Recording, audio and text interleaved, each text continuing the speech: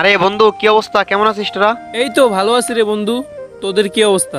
হ্যাঁ রে বন্ধু, ভালো। আচ্ছা বন্ধু, তুই একটা জিনিস লক্ষ্য করছোস?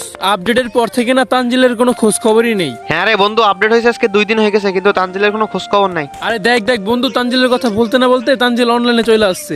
আচ্ছা দা, তানজিলের ইনভাইট দেই। তানজিল বন্ধু, কি অবস্থা তোর? তুই অনলাইন আসিস না কেন এই 2 দিন? আরে বন্ধু আর বলিস না, আমি মনে হয় গেমটা আর খেলতে পারবো না বন্ধু। আরে কেন, কি হয়েছে রে? আর তুই হঠাৎ করে এমন কথা বলতেছিস কেন?